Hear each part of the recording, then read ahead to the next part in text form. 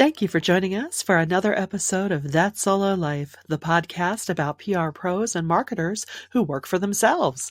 Like me, I'm Michelle Kane. My company is Voice Matters, and I am here with the head honcho of Solo PR Pro, the trade group that keeps us all together and sane, Karen Swim. Hi, Karen. How are you? Hi, Michelle. I love that intro. I love The key is staying sane. That's the goal. My goal for the rest of 2020. How about you? that.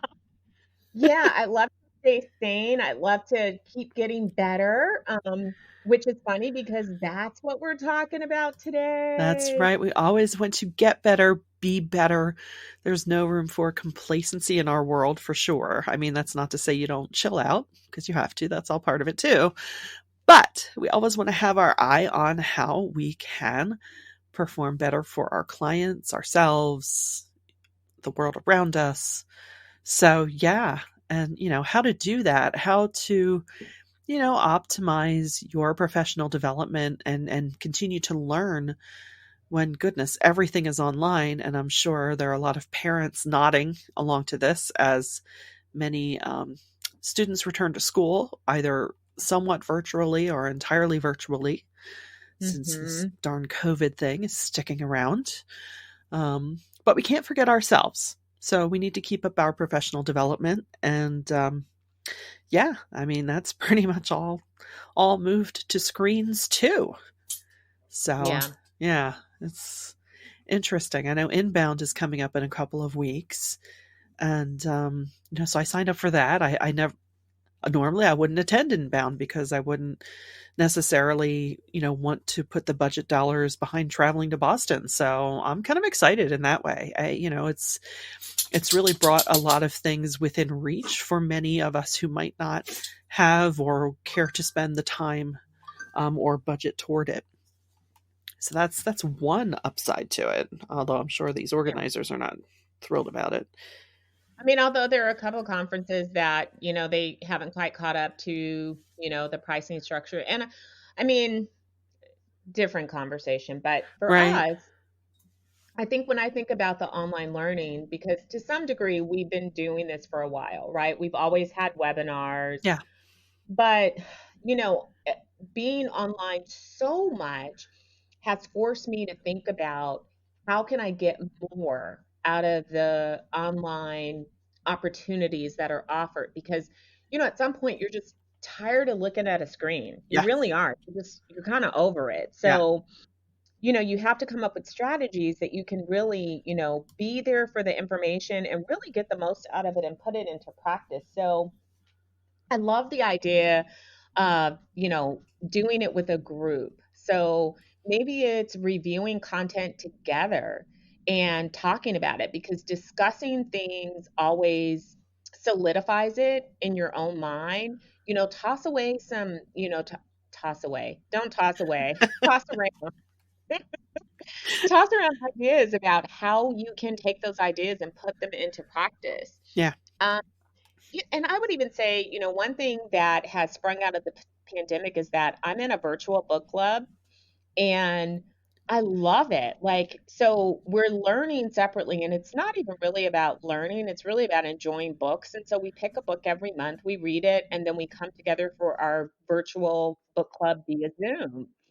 But I'm finding that even in between our book club meetings, if I run across something that moves me or I find interesting or the writing's really good, I'm sharing it with my book club buddies. And I love having somebody else to talk about with these things because it's making me more accountable to reading for pleasure Mm. and Yeah. you- exploring different forms of literature. So you don't have to limit yourself to webinars and podcasts to learn things. You can pick a book and, get a group of people together and read the book and then come together to discuss it. That definitely helps you to take more from what you're learning because you're not learning in isolation. That's so true. That's so true. And I was just going to say, starting these watch parties and things, it's kind of like a virtual book club. So that's a perfect analogy for it. Um, Absolutely. yeah, yeah. And I think too, I think there's actually something to what you're saying there as well. It doesn't necessarily have to be about business, because we do spend so much time focusing on our business. And I know as a writer, how important it is to read literature or fiction novels and things like that, just to expose yourself to the written word in a way that's not coming out of your head, right? It Absolutely. just enriches you and helps you stay sharp in many ways. So I think that's a great idea. And as we've said before, if you don't see this type of thing happening around you, create it, put it out there. It would be really great to see who you might get to spend time with that you might not otherwise have the opportunity to be open to.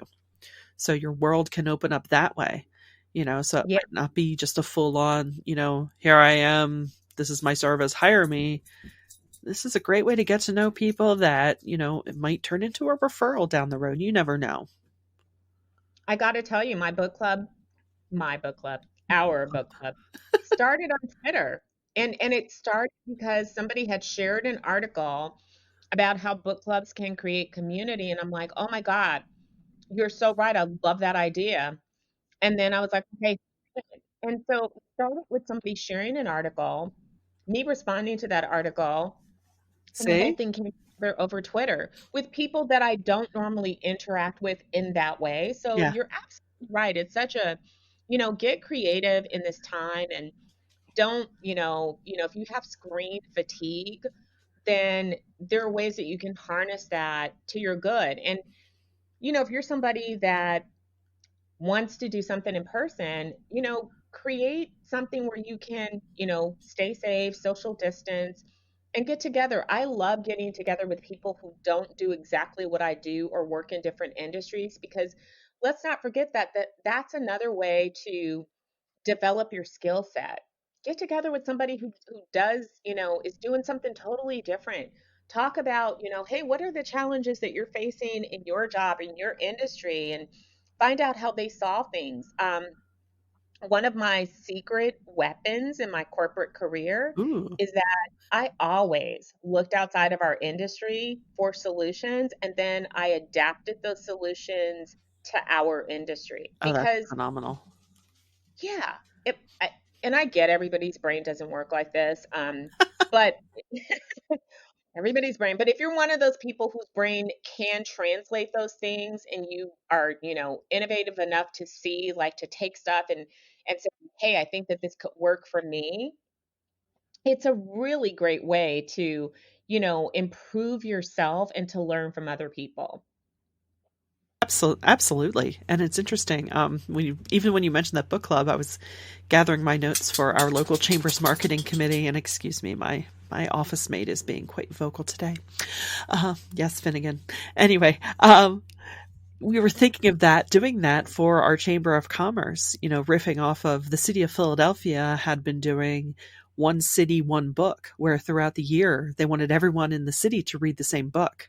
And they staged a lot of events around that. So we're mulling around trying that within our chamber again to try and create different ways of getting to know each other, learning a little bit, about them and learning something new through whatever book we might choose. Especially in this time where we can't be together for our normal, events, our lunches, our breakfasts, things like that.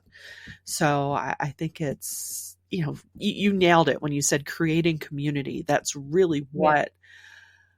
what it's all about. And I know we're veering off course of how you can create more professional development opportunities, but not really, because Yeah. the more communities you create for yourself, the better. The more varied your circles can be.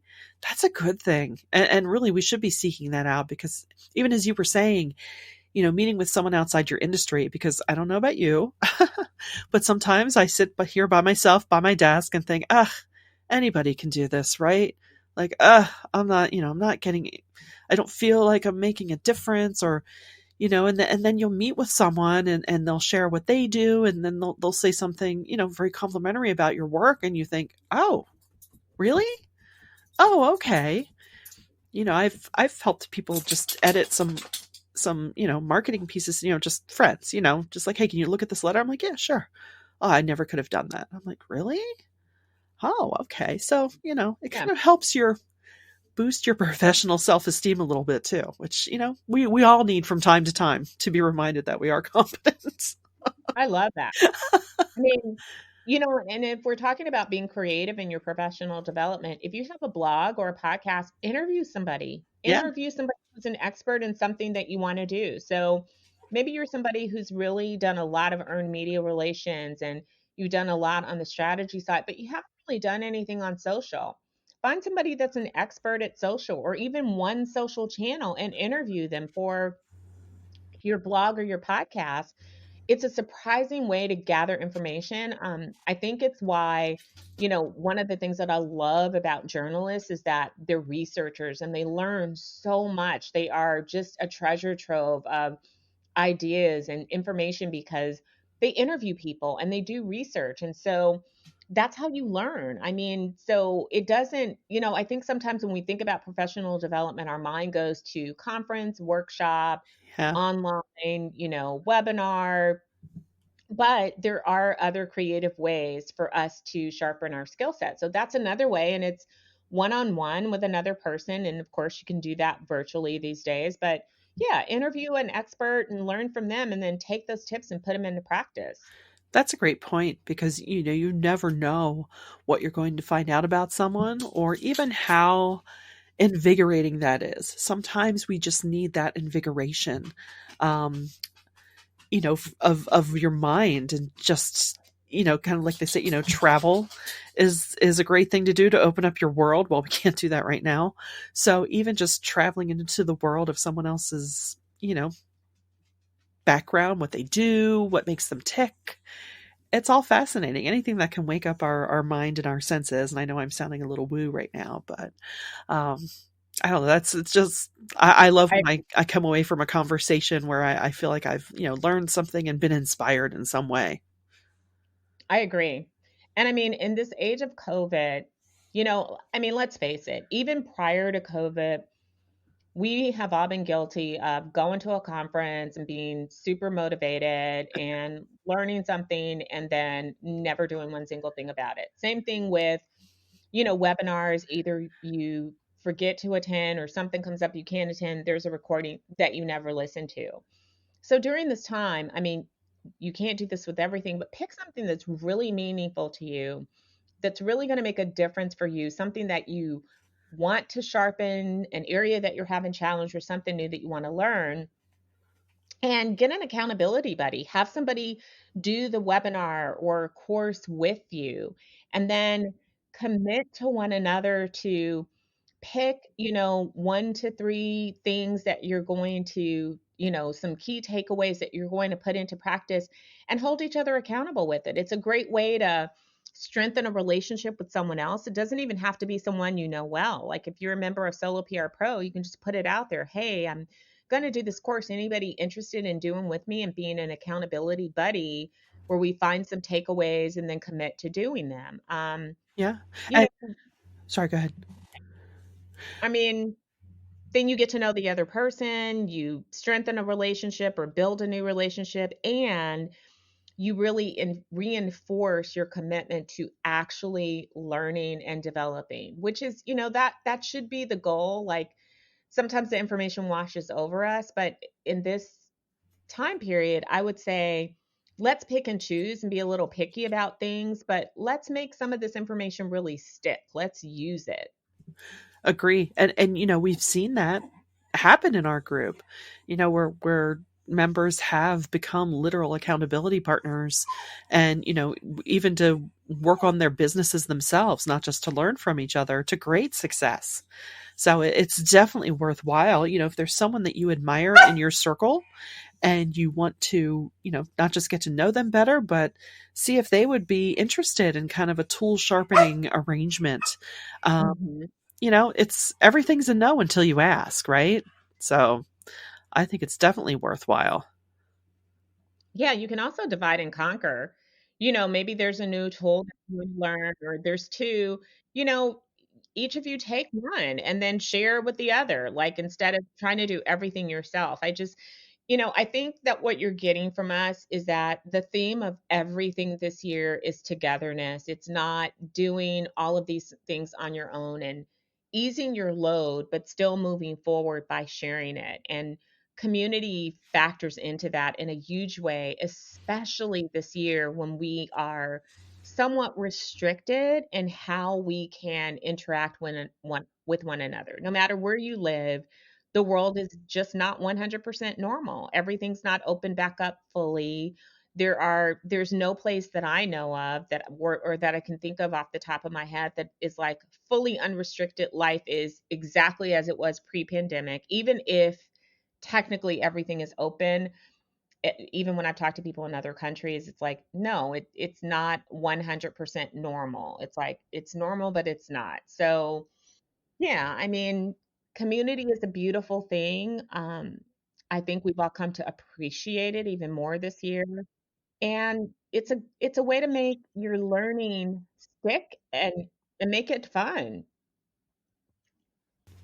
I agree. I agree fully. And I think, we're at the point in this, 6, 7 months in, where it's like, okay, I realize I need to create a community around me. I need to try and, not just we want to, oh, this is going to be trite alert.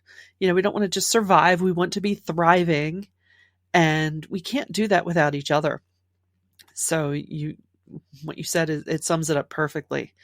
We are in this together. We're not in the same boat, but we're in the same storm, as an apt saying has been going around. And I think, to just try to be the best version of yourself amidst all of this, reach out to someone else, and yeah, start either a buddy arrangement, to read a book or learn something new together. And I loved what you said about divide and conquer. I mean, that makes it far less daunting, right? Because our to-do lists aren't any shorter. In fact, in some cases, they're longer, as you might be, monitoring your children in school, just trying to keep things going.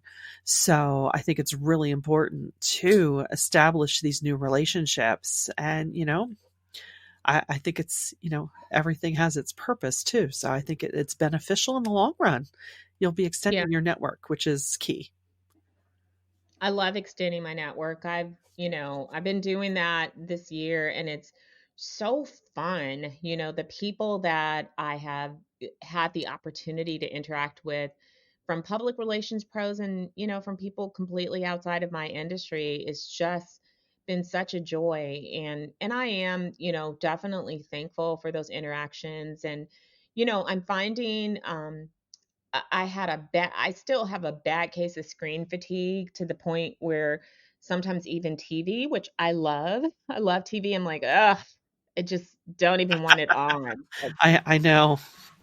I don't even want to look at it. Like, I I know don't it's even bad want when not even your guiltiest of guilty pleasures. not even my guilt is just, you get over it. Yeah. But when it's interacting with people that not in a wholly business setting, where it's, for personal, whether, I've now I use like FaceTime last week to catch up with my niece in California. And I'm like, all this time we never really FaceTime. We just don't FaceTime. Like we talk, we text, but FaceTime is like, oh, this thing actually has a purpose. And conversely, I think I don't know, this could be just me, but I think at some point with Zoom, even though we're capable of being on video, I think at some point we have to be okay with, you know what, I'm just not into being on screen today. But just not that I don't want to be seen, I don't care about that, but sometimes you feel like just because you're on camera, you spend so much energy just kind of like, how am I looking? Am I interested? You know, Yeah. kind of giving that feedback if I'm listening. That's where I think the real exhaustion comes from. Whereas if I know I'm not on screen, just click that video off, and I'm going to get much more out of what you're saying that way sometimes. And that, Yeah, I you know, agree. Everybody should be completely fine with not being on camera. And there was this great study about that, as a matter of fact, that talked about, the causes of screen fatigue, and it's because of having to process all of those details that it's exhausting. Like, because Yes. you're having to process body language through a screen, those, you know, those nonverbal cues, and you're thinking about all these other things. Am I sitting straight? Am I in frame? Where do I look? Right. Because everybody seems to struggle with that. Like, you're looking into the camera, but then you're not looking at other people. And God forbid if there is a screen share and there's stuff that you're supposed to be looking at, but still, I mean, it's a lot. It It is. is a lot. It is. Yeah. So I think we need to, be forgiving of ourselves and of each other that no, it's not rude to not be on Yeah. screen for the whole thing. But, Yeah. there's a lot to learn, but that's the beauty Good. of it. There's a lot to learn. We'll have to do a segment on meetings because I consider meetings to be a little bit, completely different than professional development. But the whole Correct. meeting thing, I got to tell you, meetings need a rehab for Oh, sure. yes. Yes, I agree. I agree. It's, let's get to the point. And, still, even though they're on Zoom, a lot of them could be emails. Oh my God. Last week, Michelle, and sidebar, sorry, listeners, I had I had concentrated meetings into, a few days, but I had 20 plus meetings last week. And How did you at one point, survive? yeah, and at one point I thought, so is this normal? Like, is this Gosh. people do? Like, because I really honestly have had lots and lots and lots of meetings over the past, 6 months. And I really had to stop and think, like, I'm somebody who's pretty hardcore about not setting a meeting for everything. And I have 20 in a 3 day period. Is this really normal? Is this okay? Because I was feeling a little abused, honestly. So, listeners, we'd love to hear, what's your average weekly meeting count these days, and has it changed because of COVID? I'm curious. Inquiring minds want to know. And Finnegan is very anti-meeting, so and he is voicing his displeasure about it. I love that. But, as always, we like to leave you with the learnings. And so, our key takeaway today is don't ignore professional development. We know that you're overwhelmed and we've all been coping, and maybe you've been a little less busy than you'd like, or maybe you've been more busy, because of the pandemic. And it could feel like one more task. So, we don't want you to be stressed about it, but we want to encourage you that it is still possible to do professional development even without all of our go to moves. We can't do in person meetings. And there is a way to combat and fight through the screen fatigue by sharing with other people. And we encourage you to do that. And if you're in need of other people, as always, we would be love to welcome any of you communicators, social media marketers, and public relations professionals to Solo PR Pro. Absolutely. Whether you Yeah, whether you're a true solo or whether you're a solo plus, or maybe you are the PR department inside of a company or an agency, we love to have you. And there's a big community waiting for you there. So go to soloprpro.com and check that out. And with that, I'll turn it over to Michelle to close this out. Absolutely. Yeah, we would love to welcome you to our Solo PR Pro community. And, reach out to us at soloprpro.com. And we'd love to hear from you. What ideas do you have to create community and, brush up on your professional development at the same time? We'd love to hear what you're doing or ideas that you might have. So please hit us up there. And until next time, thank you so much for listening to That Solo Life.